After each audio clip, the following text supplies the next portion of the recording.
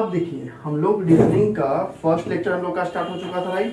First lecture में हम लोग डील किए थे basic basic questions blood relation का।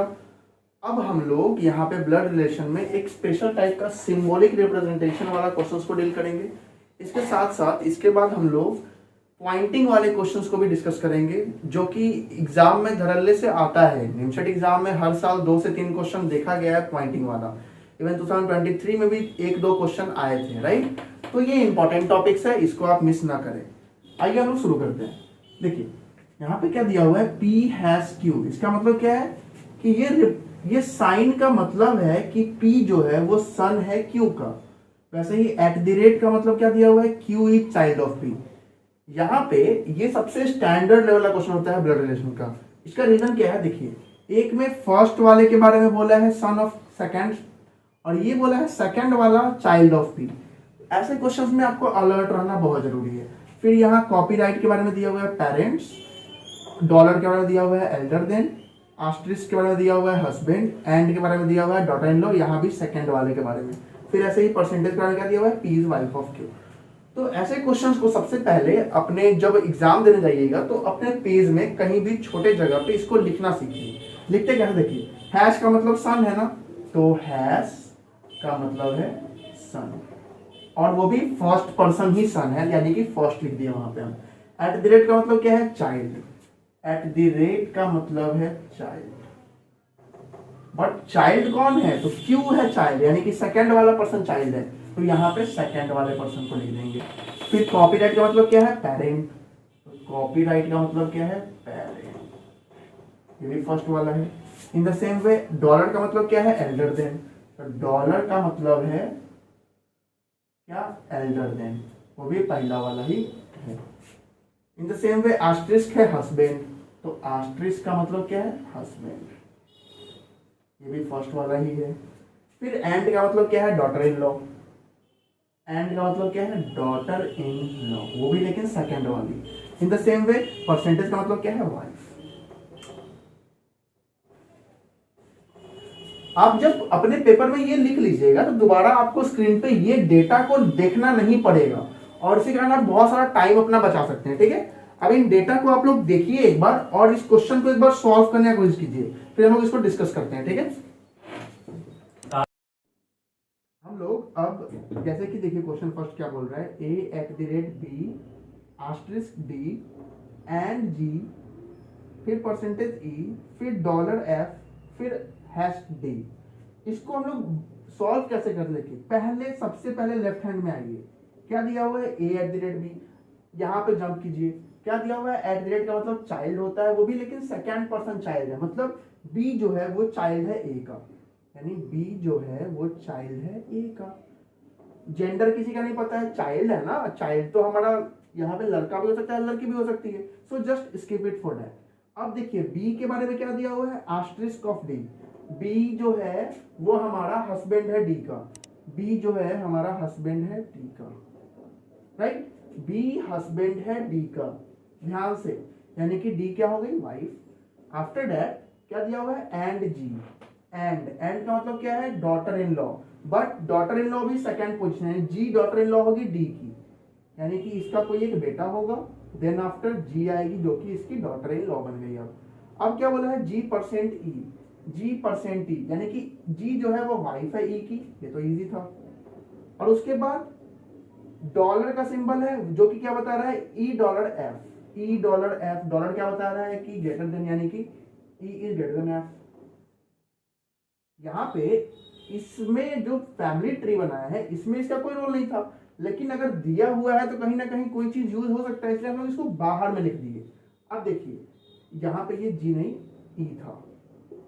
उसके बाद देखिए यहाँ पे F hash D, D hash क्या दिया हुआ है यहाँ पे कि सन है, यानी कि एफ सन है डी का, डी का ही बेटा ई भी था, यानी कि इसका ये क्या हो जाएगा, भाई, राइट। अब हमारे पास ये पूरा फैमिली ट्री कंप्लीट हो चुका है। Let's move on to question, how is F related to ए।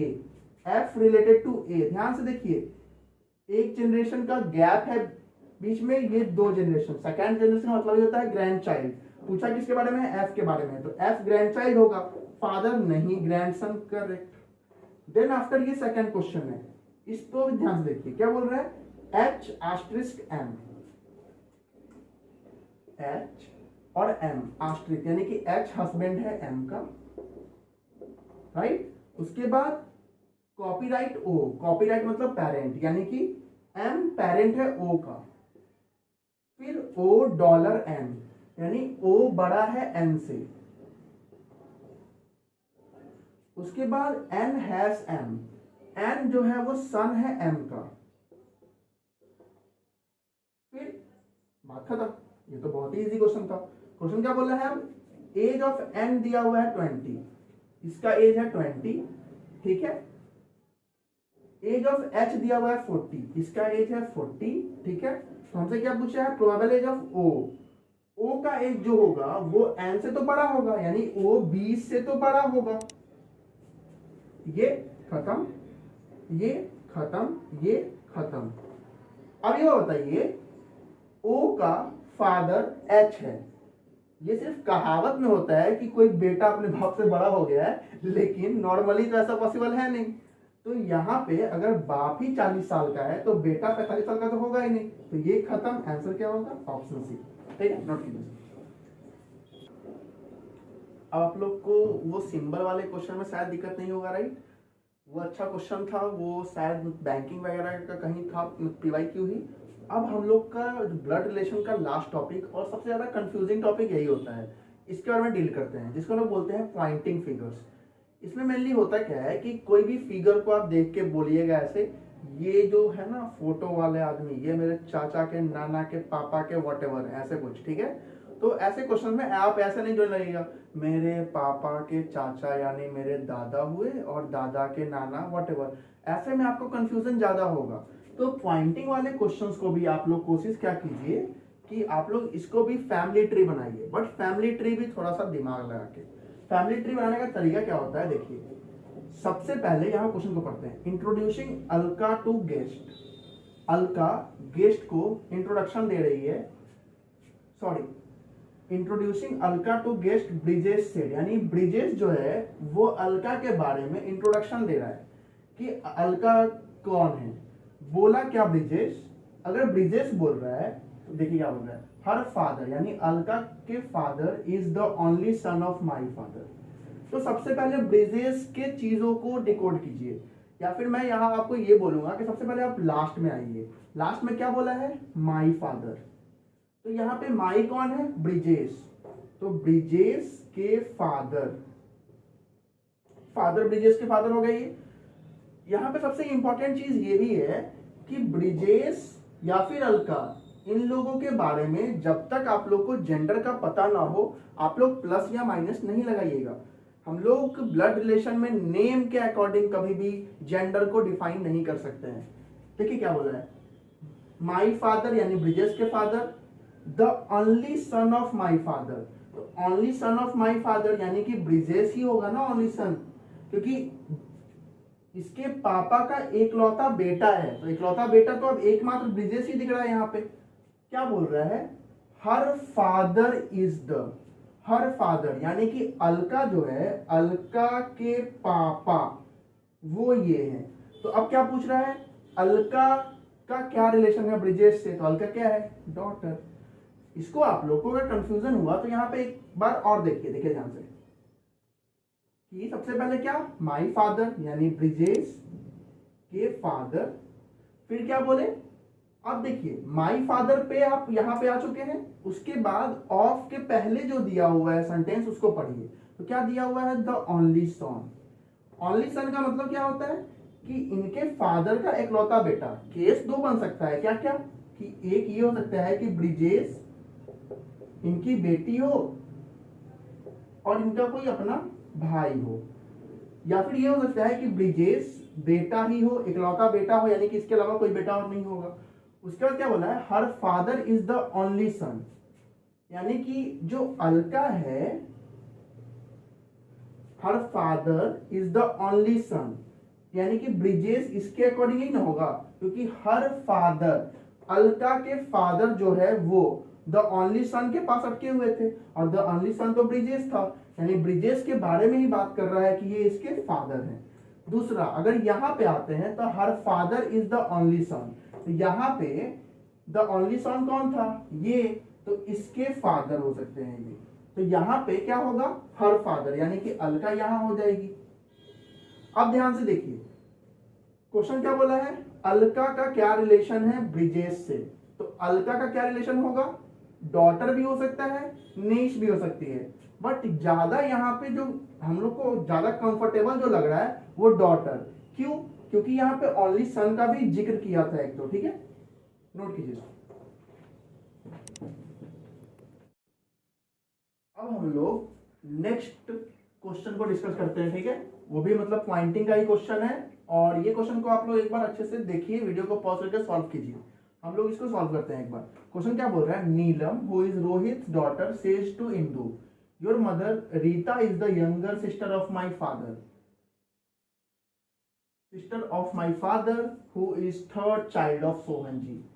यानी हम लोग यहाँ पे चाहे तो बहुत ज्यादा कॉम्प्लिकेटेड क्वेश्चन आपको देखने में लग रहा होगा, डरावना सा क्वेश्चन है, बट इसको इजी कर सकते हैं। कैसे, देखिए, Neelam who is Rohit daughter, Neelam who is Rohit daughter, ठीक है, रोहित की बेटी है। अब चाहिएगा आप तो इसको आप हटा सकते हैं, क्या इसका काम खत्म है।